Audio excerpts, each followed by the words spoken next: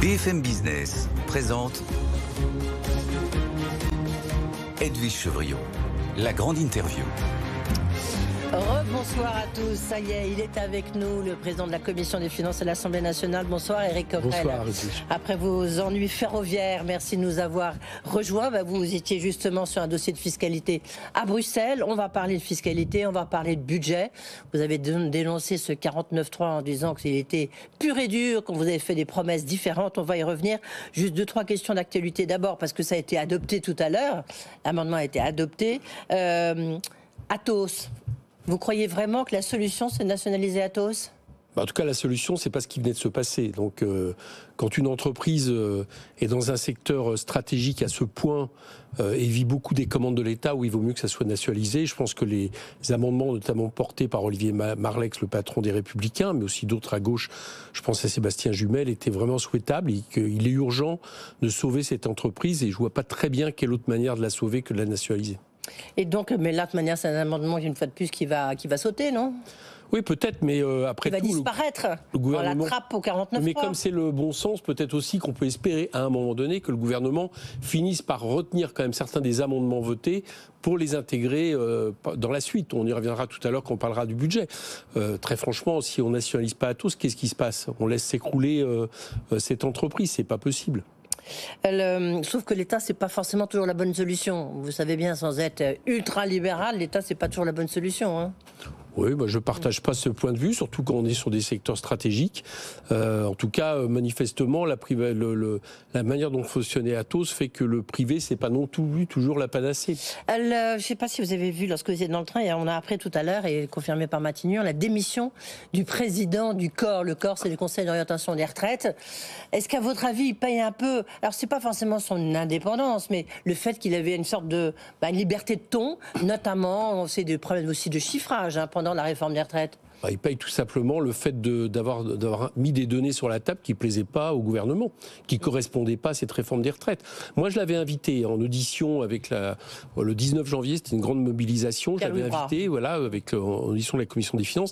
C'est la fameuse audition où il avait dit il n'y a pas un problème de dépenses, les retraites ne vont pas coûter plus cher en termes de pourcentage, il y a un problème de recettes. Donc, l'idée, c'est comment on trouve des recettes. Et ça avait déjà fortement déplu. Madame Borne l'avait dans le nez depuis longtemps. Moi, je regrette. Je pense qu'on ne peut pas comme ça évincer les gens qui vous déplaisent et qui, tout simplement parce qu'ils donnent des informations qui ne vous satisfont pas. Alors à ce moment-là, ça va être quoi la prochaine fois ? France Stratégie a donné des chiffres, a donné des données sur la flat tax, c'est-à-dire la taxation du capital, le bouclier du capital, sur l'ISF, montrant que ça avait très peu de retombées économiques, voire quasiment pas. C'est eux qui vont payer les pots cassés la prochaine fois. Je ne sais pas, moi j'ai une autre cible peut-être, puisque vous avez déjà été la cible. C'est vous peut-être, Éric Coquerel. Vous avez un ton parfois qui n'est pas totalement dans la ligne Renaissance, non ? Puisque vous êtes député LFI de Seine-Saint-Denis. Oui, mais encore heureux que je suis peut-être une cible, enfin je suis surtout élu, et que je suis élu la principale force d'opposition qui est la NUPES. Donc on peut quand même pas m'évincer comme ça, heureusement, on n'en est pas encore là. Bien qu'il y ait eu des tentations, puisqu'il y a eu des tentations de me remplacer à la présidence de la Commission des finances, mais finalement, j'observe que ça n'a pas été jusqu'au bout. On va parler de la crise du logement avant de parler quand même du projet de loi de finances 2024, parce que donc là, il y a eu le 49.3, c'était sur le volet recettes, maintenant il y a le volet dépenses, et c'est un point très très important. Sur la crise du logement, est-ce que vous avez le sentiment, vous êtes élu de Seine-Saint-Denis, vous venez de le rappeler, est-ce que vous avez le sentiment que le gouvernement prend suffisamment en compte la crise du logement ? Il a annoncé qu'il y aurait une loi sur le logement en mars, c'est même le président Macron qui l'a annoncé. Alors sur le PTZ, sur un prêt bonifié. Dans les mots, oui. Lors des dialogues de Bercy, il y a 2 mois de ça, j'ai posé cette question de la bombe sociale qui était le logement. Et les ministres m'ont dit oui, c'est vrai, il y a une bombe sociale, donc il faut faire quelque chose. Mais il y a une urgence, et moi je pense qu'on ne peut pas attendre une loi, et en plus je ne suis pas vraiment sûr que finalement on prenne le problème par la bonne porte. Pourquoi ? Parce que pourquoi il y a une crise de cette ampleur ? Pourquoi maintenant la crise n'est pas seulement chez les gens qui n'arrivent plus à se loger ou qui se logent trop cher, mais chez les promoteurs, dans le BTP, etc. Parce que pendant très longtemps, le prix du logement était déjà trop cher, on construisait trop peu de logements sociaux, les loyers étaient trop chers, mais du fait que les taux d'intérêt étaient faibles, disons que les classes moyennes arrivaient quand même bon an mal an avec des crédits sur des très longues durées à acheter. Bon. Avec les taux d'intérêt qui montent, c'est fini. C'est-à-dire que le système se bloque. Et c'est à ce à quoi on est en train de citer. Donc il faut trouver des solutions pour, faire baisser les prix. Et pour faire baisser les prix, il faut qu'il y ait beaucoup plus d'offres. Et pour qu'il y ait plus d'offres, il faut construire des logements sociaux, il faut bloquer les loyers. Encore faut-il qu'il y ait du foncier. Est-ce que vous seriez éventuellement pour l'exonération des plus-values sur le foncier? Ah non, absolument pas. Je pense pourquoi c'est la meilleure façon, non? Non, la meilleure façon, c'est que l'État réinvestisse dans le logement. C'est moins 10,8% en 5 ans d'investissement public. Si déjà l'État assurait sa part, notamment en termes de logements sociaux, vous verriez que quelque part, cette pression serait moindre. Moi, je le vois, il y a des gens qui ont droit à des logements sociaux dans ma circonscription qui ne peuvent plus les avoir. En plus, on détruit des tours avec les projets en rue. Donc, on leur propose rien, on propose d'aller se loger toujours plus loin, et en même temps, ils ne peuvent pas accéder à la propriété, du fait des taux d'intérêt. Donc voilà, ça coince. Donc pour ça, il faut reconstruire des logements sociaux, il faut faire baisser les loyers, c'est ça la solution première. Après, on peut aussi prendre des mesures, notamment celles, j'allais dire, à court terme que fait le gouvernement, puisque ils ont finalement maintenu le PTZ 0. Je vous rappelle qu'ils avaient envisagé de l'arrêter. Mais ils l'ont maintenu, ils l'ont même un peu élargi. Enfin, ils l'ont recentré et élargi, si je veux dire. Oui, parce que les promoteurs sont en train de dire c'est la catastrophe, on n'arrive plus à vendre. Donc évidemment, il y a des mesures. Mais tant qu'on n'aura pas pris des mesures qui font baisser le prix, c'est un moindre mal. De toute façon, ils ne pouvaient pas faire autrement. Mais tant qu'on n'aura pas pris des mesures qui font baisser le prix du logement, on aura le problème qui est central aujourd'hui et qui est, je vous le dis, quasiment peut-être le problème numéro 1 des Français qui sont des classes moyennes, des classes défavorisées. C'est le logement. Un prêt à taux bonifié, ça serait une bonne idée? Pouvoir accéder au crédit de manière plus facile, c'est des bonnes idées. Mais encore une fois, je crois que le problème qui est posé, c'est que le logement est trop cher. Si vous avez tant de difficultés à un moment donné à atteindre, avoir des taux d'endettement qui sont trop importants, etc., des taux d'usure trop importants, c'est parce que les prix sont trop chers. Donc il faut que les prix baissent. Il y a eu ce truc, on avait l'impression que le gouvernement voulait faire un peu la chasse à Airbnb, puis finalement on se rend compte au contraire, il devait avoir un amendement fiscal qui devait rogner sur l'exonération de TVA dont bénéficie Airbnb. Finalement, c'est pas le cas, Zabou Desol. C'est un peu tout le résumé c'est un tourloupe un peu que nous a fait le gouvernement. Parce que, pour bien comprendre, au début, il y a 2 mois, on nous a dit cette fois-ci, on va pas faire le même 49.3 que la dernière fois. C'est-à-dire, on va pas raser tous les amendements, on va être plus ouvert au dialogue, au moins sur certains thèmes. Et il y avait un des thèmes qui était ces questions de taxation des locations à courte durée, donc c'est pour ça qu'on l'a appelé Airbnb, pour une bonne raison, c'est que dans les zones tendues, les zones touristiques, les gens qui résident, ils arrivent carrément plus à se loger. Les prix montent tellement du fait de cette spéculation que ça devient impossible pour eux, en Corse, dans le sud-ouest, mais même dans des centres urbains. Donc l'idée était de rendre moins intéressant les locations à courte durée. Il y avait un amendement transpartisan qui proposait de faire en sorte que les abattements des locations courte durée et longue durée baissent et soient au même niveau. Et puis, patatras, le gouvernement ne l'a pas adopté et finalement, il a pris une mesurette qui ne va rien régler. Donc voilà, c'est un peu le résumé parce qu'en perspective des Jeux Olympiques où il y a quand même beaucoup de Français qui vont utiliser Airbnb. Oui, vous inquiétez pas pour les Jeux Olympiques. À 50% d'abattement, il y a pas de problème pour que les gens louent leur appartement avec Airbnb. C'est fait exprès, non? Vous pensez pas? Oui, mais ça n'aurait pas changé grand-chose si c'était descendu à 30%. C'est pas vrai. La demande est tellement importante que ça n'aurait pas changé. Les gens auraient gagné un peu moins d'argent. Écoutez, c'est pas dramatique. Alors ce budget 2024, donc je répète là, on est dans le volet recette est passé à cause du 49.3. Donc vous venez de dénoncer les conditions. Là il y a le volet dépenses. Mais en même temps, c'est un peu de votre faute. C'est-à-dire que c'est sûr que le gouvernement n'avait pas de majorité, que les débats ont été quand même, la dernière fois, extrêmement violents, notamment avec la NUPES ou la NUP. Vous êtes élu LFI, finalement, c'est pas... vous récoltez un peu ce que vous avez semé, non ? Non, je crois pas. Le problème, c'est qu'on n'est pas dans une démocratie parlementaire dans ce pays, on n'est pas une démocratie moderne. Pourquoi ? Parce qu'il n'y a pas de démocratie comme ça où un gouvernement peut appliquer un programme, un budget, alors qu'il n'a pas de majorité.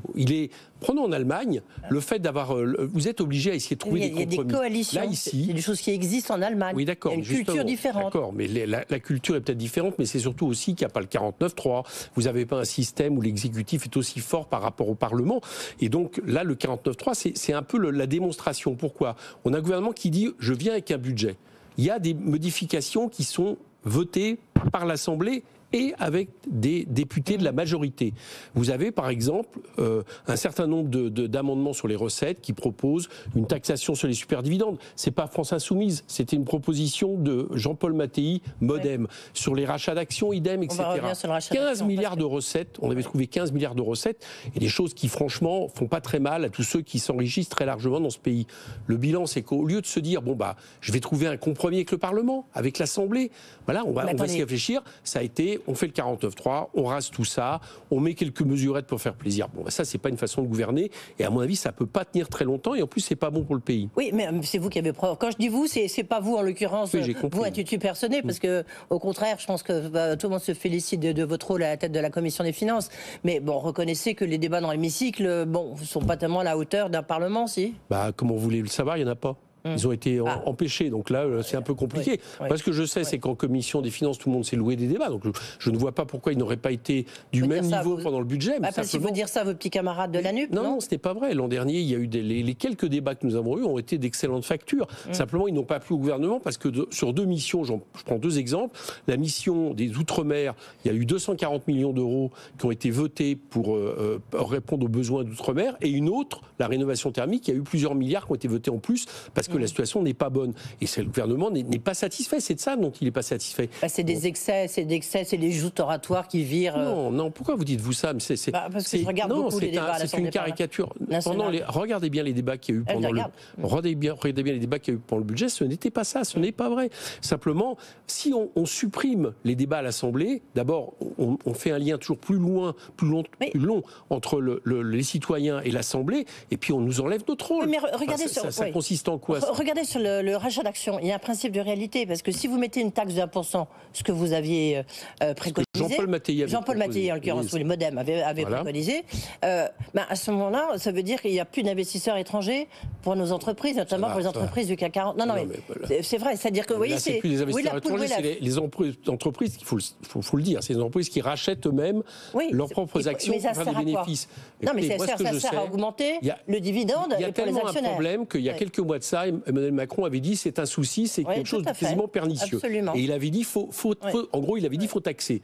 Bon, au dialogue de Bercy, c'est la majorité qui arrive et qui dit il y a un problème, on ne peut plus continuer comme ça. Et le bilan, c'est qu'on va finir avec une mesurette qui, en échange de laisser un peu de marge pour les salariés, en réalité légitime ce procédé qui n'est pas supportable. Mais oui, mais si justement ça profite aux salariés, c'est plutôt une bonne chose. Oui, non. Ça va profiter à quelques salariés aux dépens du plus grand nombre, c'est-à-dire aux dépens de vous, de moi, de tous ceux qui ont besoin de recettes pour l'État et qui ne peut pas continuer à faire en sorte comme ça que les principaux revenus du capital soient toujours plus exonérés de fiscalité. Ce n'est pas possible. On a besoin de recettes. Regardez Edwige Feuillard. Excusez-moi. C'est joli. Bon. C'est assez joli. Oui. Regardez. Si vous appelez Gabin, si vous continuez comme Chevillon. ça. Bah, écoutez, il y a des couples mythiques. Edwige Chevillon. Regardez. Vous avez un système, par exemple, vous avez un ministre de l'économie qui nous dit il manque 1 milliard. C'est ce qu'il dit. Il manque 1 milliard d'euros. Bon, à un moment donné, il faut peut-être aller les chercher là où ils se trouvent. Et c'est quand même pas dramatique de taxer un tout petit peu plus. C'était 1% les rachats d'actions, c'était pas beaucoup. De taxer un peu plus, je veux dire, ces fortunes qui aujourd'hui s'accumulent pour ne même pas rejaillir dans l'économie. Donc voilà, je pense que le gouvernement pouvait le faire. Bon, quand même, si vous prenez, je sais pas, au hasard, l'homme le plus riche, enfin maintenant c'est plus clair, Bernard Arnault, il emploie quand même des milliers de personnes en France. Donc ça rejaillit forcément sur l'économie. Puis si vous regardez je ne fais pas sa défense du tout. Hein, mais non, mais il n'y a pas de souci, vous pouvez le défendre. Oui. Mais Bernard Arnault, sans les salariés qui travaillent pour lui, il n'est pas grand-chose non plus, je vous le dis comme ça. Non, parce que, d'accord, c'est donc une entreprise. Mais prenons le cas de Bernard Arnault, c'est intéressant quand même, parce que chacun doit sa part d'impôt, doit sa part d'impôt par rapport à l'effort national. Vous savez qu'il y a eu une étude de l'Institut des politiques publiques qui est sortie en juin dernier, faite avec Bercy. Donc elle n'est pas. Et puis là, il y a l'Observatoire des politiques fiscales elle n'est pas discutable. Qu'est-ce qu'elle montre? Elle montre que les 150 plus grandes fortunes de France, les milliardaires, pour aller vite, d'accord, ont un impôt sur la fortune qui est entre 0 et 0,1%. Alors que le décile le plus important qui, au niveau de l'impôt sur le revenu, paye 45%. Avec leur impôt professionnel, parce qu'ils ont transféré une partie de leur fortune sur l'impôt professionnel, on atteint 25%. Oui. Vous savez quel est le manque pour ces 150 personnes pour l'État? C'est 18 milliards. Oui. C'est pas supportable. Une personne ne pas comme ça autant de milliards. Enfin, bon, puis après, on n'est pas là pour faire ce débat-là, parce que c'est un débat très intéressant. C'est un débat central, c'est qu'on a besoin de cet argent pour la bifurcation écologique. Ça mérite un débat en soi, c'est ce que je veux dire, Éric Coquerel.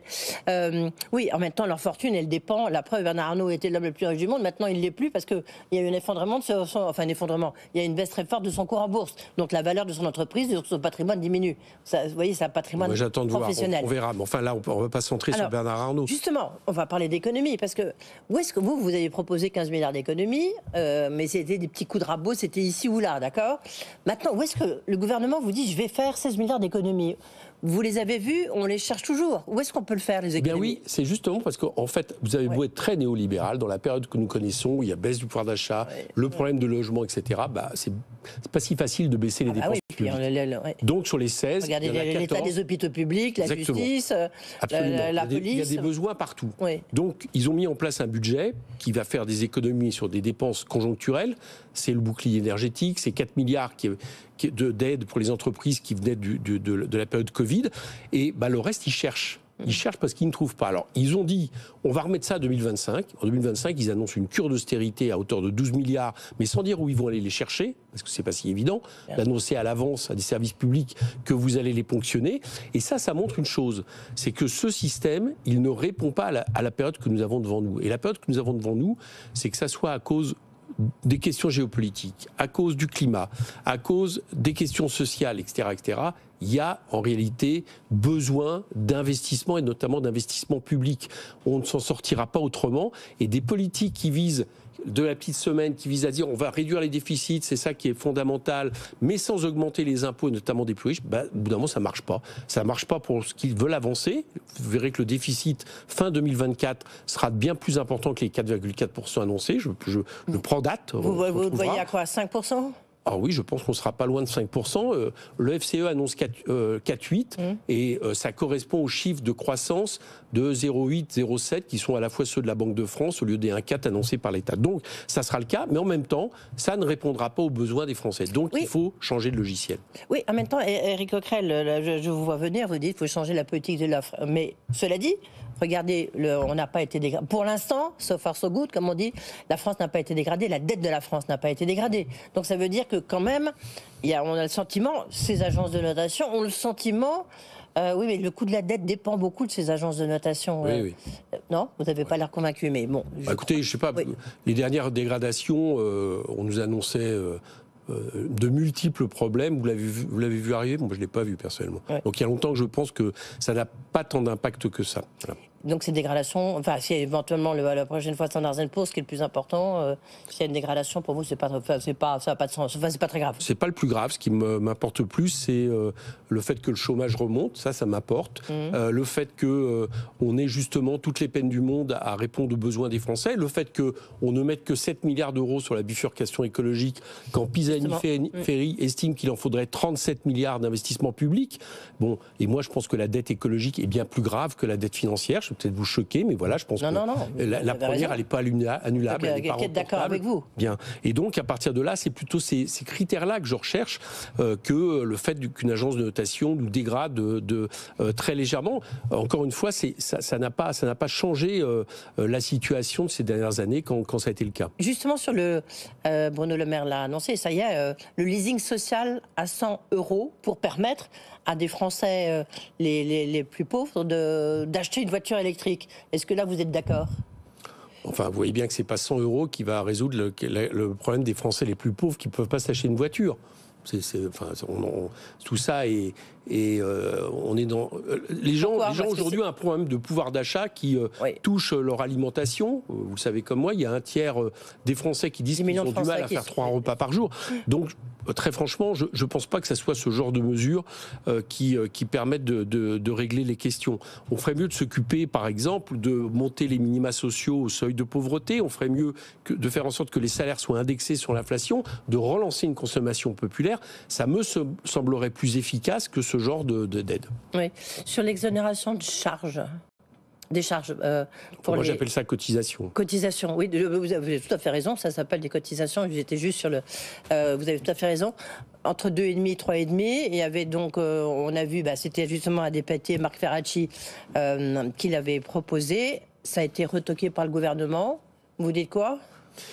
C'est encore un élément. Pas complètement retoqué. Voilà.